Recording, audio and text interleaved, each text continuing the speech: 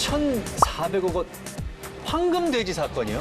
그렇습니다. 예, 이 사건은 2009년 양돈 농가와 도시 투자자가 서로 상생하는 그런 시절로 거슬러 올라갑니다. 네. 그 돼지 위탁업체 회장 A 씨는요, 한평생 돼지를 키워온 위탁업체의 신하라고 알려져 있는 사람인데요.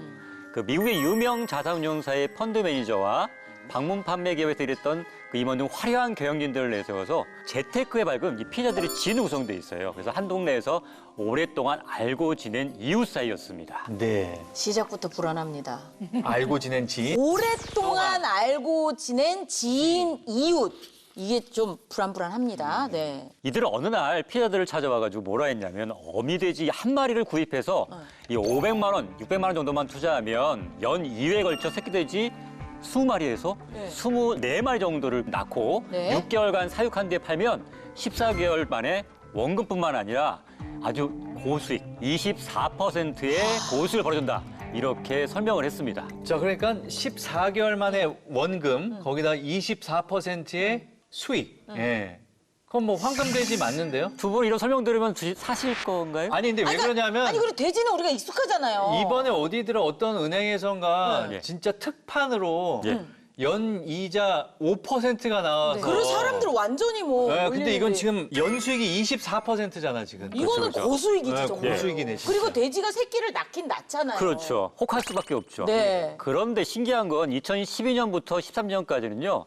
돼지 판매 가격이 하락하던 시점이에요. 네. 그래서 순수익률이 마이너스인 상황이었음에도 불구하고 여기에 속아 넘어가는 사람들이 많다는 거죠. 그러니까 당연히 이자가 들어온 것은요, 몇 달뿐이었고요. 노후를 대비해 고수익을 고대하던 투자자들은 3년 동안 단 한 푼도 어머. 받지 못했다고 합니다. 근데 2013년 11월 돼지 위탁업체는요, 유사 수신의 요구를 받아서 검찰에 압수수색을 받게 되고요. 네.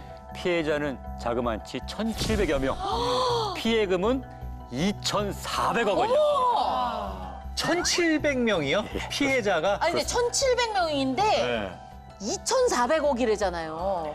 한 명당 한 500만 원 정도만 투자한다 보니까 사람들이 생각했을 때 500만 원이 너무 큰 돈은 또 아니잖아요. 투자를 많이 먹었으면. 그러니까 사람들이 많이 한 것 같네. 피해가 많이 입은 것 같은데. 이게 어떻게 이런 일이 있죠? 그 당시 상황 정황 이렇게 들여다보면 투자할 상황이 아니잖아요. 근데 네. 두 가지죠. 하나는 처음에 투자를 해봤더니 꼬박꼬박 초기에는 이자를 주더라. 예. 두 번째는 항상 그렇더라고. 너무 많은 사람들이 계속해서 투자를 계속 하다 보니까 이거 괜찮겠지라는 그런 안심을 주게 된 것이었죠. 맞습니다. 이제 고수익을 보장한다면서 위탁자를 모은 업체는요, 이 2,400억의 위탁금으로 2개였던 농장이 3년 만에 50여 개로 늘어났고요. 오. 이 회사는 국내 3위 양돈업체로 성장하게 됩니다.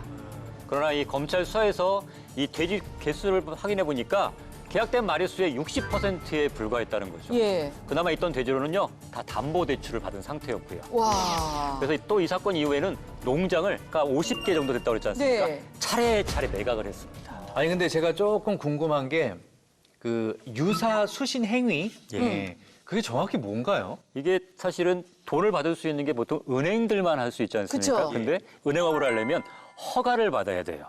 근데 허가를 받지 않고 한 게 유사수신행입니다.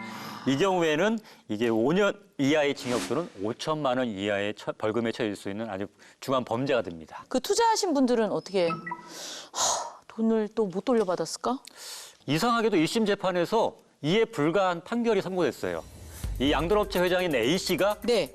무죄 판결을 받게 된 겁니다. 그럼 왜 그렇죠? 피해자가 있고. 본인이 그냥 외압을 받아서 이런 일을 벌였다 이렇게 자백을 했고요. 예. 검찰 수사가 시작됐다는 보도 이후에 많은 투자자들은 그럼 이제는 회사가 돈을 돌려주겠구나. 네. 당연히 기대를 하지 않습니까? 네네. 그런데 검찰에서 연이어서 무혐의 처분과 무죄 판결이 선고된 거죠. 아니 근데 피해자가 있고 남의 돈을 한마디로 떼어먹은 건데 이게 어떻게 무죄가 나오죠? 그러니까요. 이상하시죠? 예. 그래서 뒷면을 들여다봤더니 고질적인 병폐가 있습니다. 바로. 네. 정관예우를 받은 화려한 변호사들이 그 뒤에 있었습니다. 이런 사람들이 고액의 수임료를 받고 A 씨의 변론을 결론을 했던 거죠. 했구나. 결국 돈 없고 백 없는 분들, 예. 힘없는 사람들만 꼭 피해자가 되는 건데요. 꼭 이 황금돼지뿐만 아니라 모든 사기 사건에 재벌층 상대로 한 거 보셨습니까? 그러니까요. 맞아요. 예, 상류층 없죠. 맞아요. 예, 이런 분들만 했다는 게 정말 더 괘씸한 거죠. 맞습니다. 네. 대부분이 피해자가 노인들이었어요. 예. 아이고. 그래서 훗날 자식들에게 짐이 안 되려고 목돈을 투자한 사람도 있었고 그다음에 자식의 결혼 자금 좀 불려야겠다라고 해가지고 투자하신 분도 있고 집 전세금 빼가지고 투자하신 분도 있었다는 거죠. 이것들 다 털려 이런 안타까운 사건이었습니다. 야, 아니 그래서 어떻게 됐어요? 이게 그 무죄인 채로 그냥 끝났나요? 그나마 다행인 것은 네. 대법원에서 이 유사수신 부분에 대해서 무죄를 선고한 원심 파기하고 유죄 취지로 사건을 서울고법으로 돌려보냈습니다. 그래서 어떻게 설명했냐? 제대로 하려면 그러니까 유착자들한테로부터 투자를 받아서 돼지를 키워서 그 성돈을 팔고 이런 게 해야 되지 않습니까? 네. 사실은 그거는 가장한 것뿐이다. 위탁을 받아서 양돈 사업을 하려고 한 게 아니라 돈만 받으려는 행위이기 때문에 이건 유사수신 행위에 해당된다라고 판단을 했던 거죠. 네. 그 신동선 형사님께서는 지금 이 사건 들으셨는데 좀 어떻게 생각이 되세요? 이런 경우 많이 보시죠? 매일 보죠. 매일. 매일 보는 건데 사기치는 사람들의 그 미끼를 물면 그냥 끝장이에요. 그 헤어나올 수가 없어요. 도저히 안 돼요. 네. 그래서 세상에 거저는 절대 없고요. 일확천금의 꿈은 버리시는 게 현명한 생각입니다. 그리고 제가 항상 하는 얘기, 눈먼 돈은 없다. 그 얘기 항상 하고 싶어요. 그래서 이런 범죄에 걸려들지 않게 하려면 부모님들의 현명한 판단이 문제가 아니라 자녀들이 끊임없이 지속적인 관심을 가져야 된다는 거예요. 휴대폰도 가끔 보시면서 아버님 앱 깔아드릴게요 하면서 한번 보셔서 이상한데 혹시 사기꾼도 접근받고 있지 않은가 이런 거 좀 확인하셔야 되고요. 어쨌든 노인들이 수많은 피해 사례들이 많은데 가장 근본적인 원인은 너무 외롭고 자녀들로부터 무관심 받기 때문에 뭐라도 해서 나를 좀 존재에 입증을 하려고 하다가 이런 피해자가 되는 것 같습니다.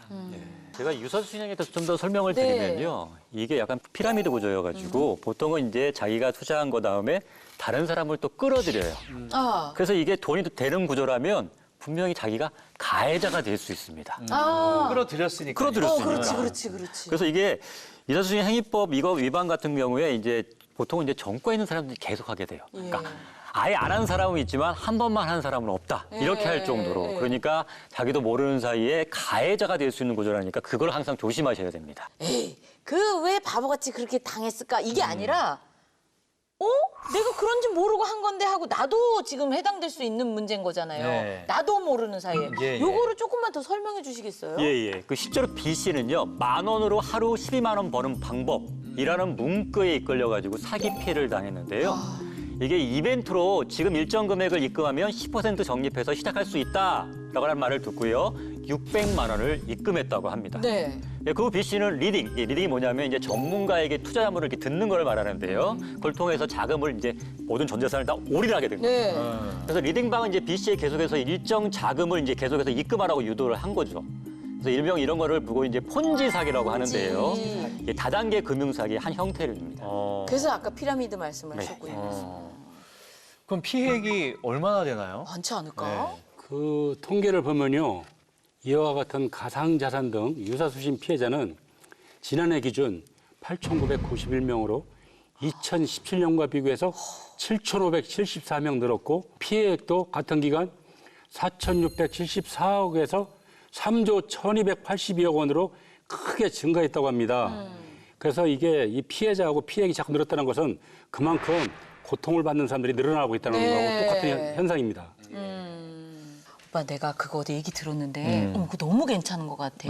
그 좀 여유 되면 그것 좀 해봐라고 나는 이제 선의로 도와주려고 돈 좀 벌게 나도, 야, 해주려고. 이렇게 좋은 방법이 있었어. 그래서 정말 친하답시고 얘기를 한 건데 네. 내가 가해자가 될 수 있는 거야. 그러니까. 저한테는 얘기하지 마세요. 저한테는 얘기하지 마세요. 저는 나 지금 남는 돈이 없어. 지금 아. 애들 키우느라고 남는 게 없어서 투자할 게 돈도 좋은 없고. 거 하나 알고 있는 거예요. 아니 됐어요. 예. 네, 당신의 활력 충전소 노년층 대상 사기 범죄의 다양한 유형과 그래서 대처 방법까지 좀 알아봤는데요. 네. 함께하신 네 분 좀 어떤 걸 좀 느끼셨나요? 저는 무엇보다 이 사기 범죄의 처벌 형량이 강화됐으면 좋겠어요. 사기는 그야말로 사람의 믿음을 배신하고 믿음을 이용해서 갈취하는 범죄이고요.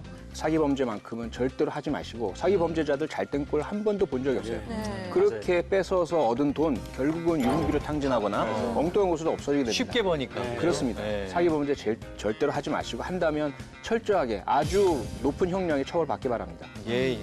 사실 그 노인분들을 대상으로 한 사기 사건 많음에도 불구하고 사실은 그동안 관심이 좀 부족하지 않았나라는 생각이 들어요. 그리고 또 당신들께서 좀 쉬쉬하시고. 그런 면도 예, 있고요. 근데 또 그다음에 속상하게. 또 이게 사실은 돈도 돈이지만 이 사기 피해를 당했을 때 건강을 잃는 분들이 굉장히 많아요. 마음고생하시고. 예, 마음고생하셔서 건강 악화되신 분도 네. 있고 뭐 수술 극단적으로 선택하시는 분도 있고 네.